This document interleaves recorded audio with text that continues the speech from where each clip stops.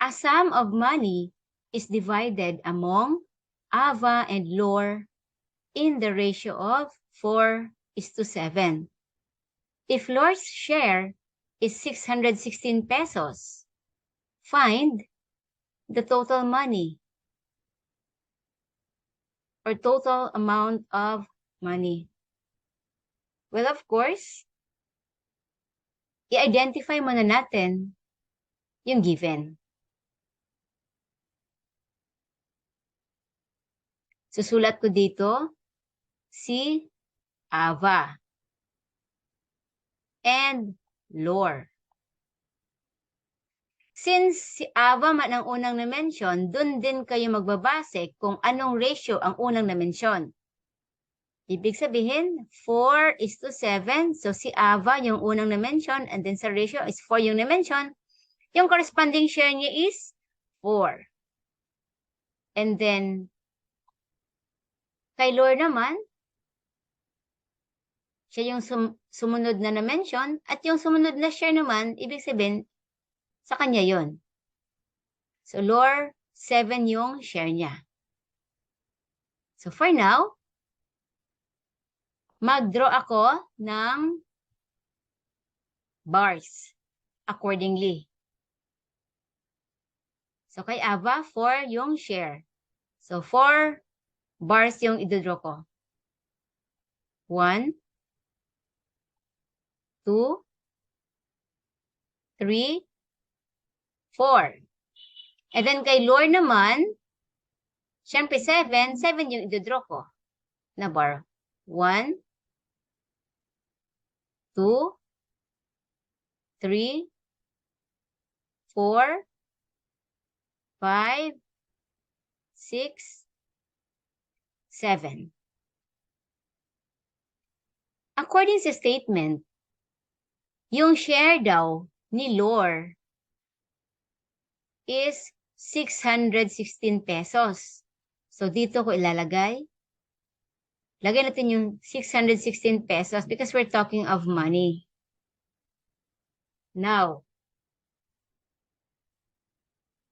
i-divide natin si 616 pesos by 7 na units or bars. 1, 2, 3, 4, 5, 6, 7 para malaman natin ang corresponding amount per bar. Okay, divide natin siya by 7. Okay, manumano natin para transparent talaga kung paano kinuha yung sagot.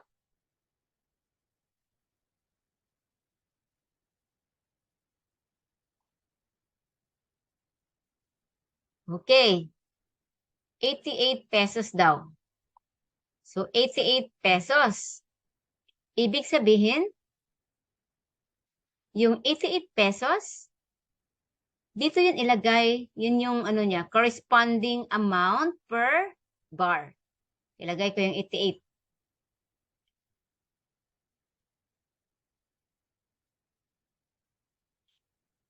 Yan, 88.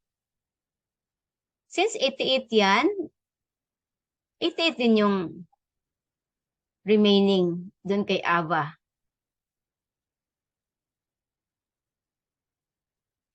So, itong kay Lore, kung ipag-add mo yan lahat, yan yung total na 616 pesos. Now, ang hinahanap, find the total amount of money. Jadi, syempre, hindi mo mahahanap yung total amount ng money if hindi mo na add itong kay Ava.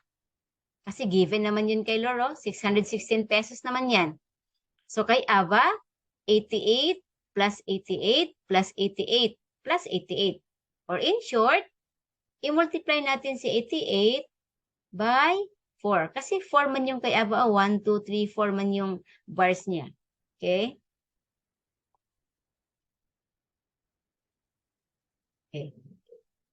352 pesos. Reminder lang, pag pera yung pinag-uusapan, do not forget to indicate the peso sign. Kasi pag walang peso sign yan, para lang yung ano, loto na number. So, ano lang, nag-follow lang talaga tayo dun sa rule, no? Once we're talking of money, make sure that we emphasize the peso symbol. Okay. Para makuha yung total amount ng money, syempre, i-add natin ang 352 pesos plus 616. Okay. 8, 6, 9. Okay. We have now the total amount of money, which is 968. But wait, do not forget to write the label. So 98. Okay. Put there the total amount of money. Ganun lang kasimple. Pwede na rin lagyan ng ano, 0.00. Pwede rin wala. Kasi meron namang peso sign.